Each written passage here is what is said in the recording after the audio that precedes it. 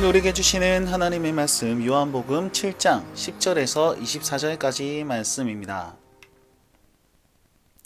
자, 7장 말씀 함께 보고 있는데요. 초막절입니다. 예수님은요, 제자들에게 너희는 먼저 가서 절기를 지켜라 라고 얘기하면서 초막절 중반에 자기도 예루살렘으로 내려가셔서 거기에서 초막절을 지킵니다. 초막절은요, 7일 동안 지키는 절기입니다.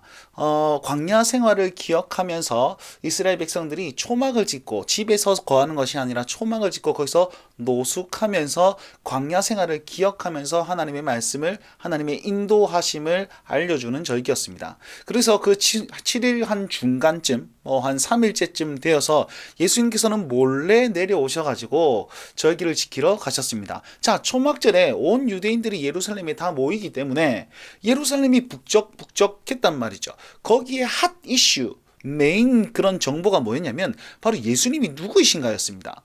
초막절에서 예수님이 누구이신가? 그는 과연 좋은 사람인가? 아니면 우리를 미혹하게 하는 그런 이단적인 사람인가? 이거에 대한 논의가 굉장히 많았습니다. 그런데 공식적으로 이분이 누구인가? 짠! 이렇게 하지 않고 뒤에서 수군거리는 거예요. 왜냐하면 유대인들은 그 예수님을 미혹하는 사람, 이단아로 여겼기 때문에 그들에게 밉보일까봐 조용조용히 암암리에 그런 소문들이 막 돌고 있었습니다. 그때에 예수님께서 3일째 4일째 되는 중간쯤 내려오셔가지고 말씀을 전하기 시작하는 거예요. 예수님의 가르침을 사람들이 듣기 시작합니다. 그럴 때 유대인들의 반응이 어떻냐면 굉장히 깜짝 놀라는 겁니다.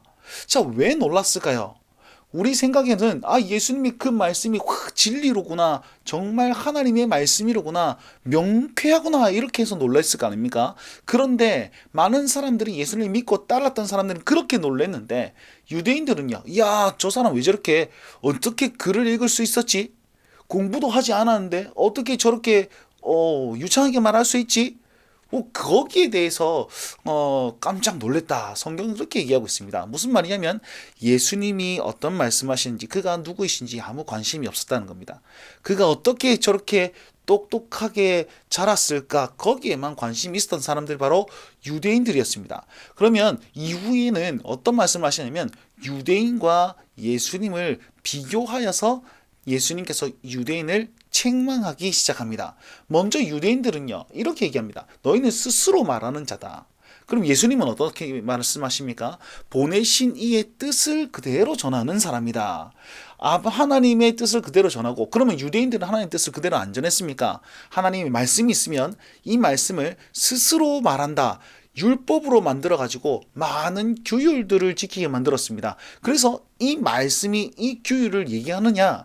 처음에는 그랬으나 이게 변질되어서 규율이 말씀을 대신하는 그런 지경까지 이르렀단 말입니다. 그래서 너희는 스스로 말하는 자다라고 얘기를 하고 있습니다. 그리고 유대인들은요, 자기 영광을 위해서 그 말들을 지켜내는 그런 사람들이었고, 우리 예수님은요, 아버지의 뜻을 그대로 전했기 때문에 아버지의 영광을 드리는 그런 말씀을 하셨다라고 말하고 있습니다. 그리고 유대인들은요, 율법을 굉장히 중요시 여기지만 자기 영광을 더 중요시 여겨서 율법을 지키는 자가 하나도 없다라고 얘기를 하십니다. 그리고 우리 예수님은 나는 아버지의 영광, 아버지의 뜻을 말하기 때문에 불의가 없다라고 그 말씀의 힘, 권위를 증명해내고 있습니다. 이 말씀을 하시면서 예수님은 너희가 율법을 지키는 자가 하나도 없음에도 불구하고 왜 나를 죽이려고 하느냐, 이렇게 말씀하고 있습니다. 그랬더니 유대인들이 빡쳐가지고, 아니 우리가 언제 당신을 죽이려고 했습니까? 당신 지금 없는 말을 지어내고 있는 그런 귀신 들린 자군요 라고 책망하고 있습니다. 도리어 예수님을 책망하는 거죠. 그러니까 예수님이 이렇게 말씀하시는 거예요. 자, 너희들은 부정하는 것을 없애기 위해서 율법을 만들었지. 그런데 부정하지 않기 위해서, 그 율법을 정말 잘 지키기 위해서 안식일에 할례를 행하는 일도 서슴지 않았단 말이야. 너희 율법을 지키지 않았잖아. 그런데 너희도 율법을 지키지 않고 부정하는 것을 방지하기 위해서 그렇게 해놓고선 내가 부정적인 일, 그러니까 부정적인 몸을 가진 38년 된 병자를 안식일에 치유하는 것이 율법을 어겼다고 왜 나를 죽이려고 하느냐라고 반문합니다. 이 말이 이해가 가십니까? 유대인들은요, 자기를 깨끗하고 정결케 하기 위해서, 부정하지 않기 위해서 안식일이라도 할례를 행했단 말이에요. 근데 안식일날 하면 됩니까, 안 됩니까? 자기네들 율법 안에서는 그게 해당이 안 됐단 말입니다. 근데 동일하게 부정적인 몸을 가진 그 병자를 고쳐서 건전하게, 온전하게, 오늘 말씀을 뭐라고 말씀하고 있냐면 전신을 건전하게 한 것을 너희가 왜 노여워하느냐 이렇게 얘기하고 있습니다. 예수님께서 안식일에 치유하신 것은 율법을 어기는 행위였음에도 불구하고 그 중심은 뭐였습니까? 부정한 것을 건전하게 만드는 거였단 말입니다. 똑같은 의미로 하는데 너희는 나를 외모로만 판단하여서 나를 정죄하고 죽이려고 하고 있지 않느냐, 예수님께서 유대인들을 그렇게 책망하고 있습니다. 자, 예수님께서 유대인들에게 하시는 말씀은 무엇이었습니까? 너희 보이는 것을 쫓아서 살지 말고 보이는 것 안에 그 중심의 내용을 파악하면서 나를 바라보라 라는 것입니다. 예수님의 겉모습만 보면요, 율법을 어긴 자였지만 그 예수님의 행동과 그 내면과 그분이 어떤 분이신지에 관심만 가지면 그분이 메시아라는 사실을 능히 알 수 있는데, 중심 없이 외모만 보는 그런 유대인들을 예수님께서 이렇게 책망하셨습니다. 자, 그렇다면 오늘 이 말씀을 우리 삶에 어떻게 적용할 수 있습니까?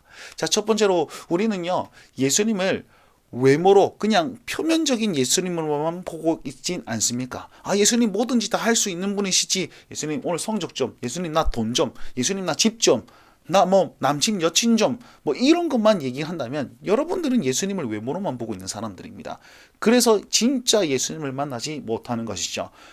외모로만 보면 우리의 분별력이 흐트러집니다. 이 유대인들처럼요. 오늘 하루 살아가는 동안에 말씀을 그대로 여기고 그 말씀의 순종함으로 말미암아서 진짜 바른 예수님을 경험하실 수 있길 바랍니다. 그렇게 기도하며 사는 오늘 하루의 삶이 되길 바라고요. 같은 예수님을 보아도 다르게 판단하고 있죠, 지금. 무리들도 그렇고 유대인들도 그렇고. 자, 우리는 이 말씀을 잘 근거해서 진짜 예수님, 그분의 말씀에 잘 순종하며 삶으로 말미암아서 예수님을 바르게 할 필요가 있습니다. 오늘 하루 그렇게 살아가심으로써 우리 주님과 동행하고 우리 삶의 승리와 평안함이 가득할 수 있는 우리 모든 운동원들과 성도님들 되시길 바랍니다. 오늘도 승리하십시오. 날마다 주님과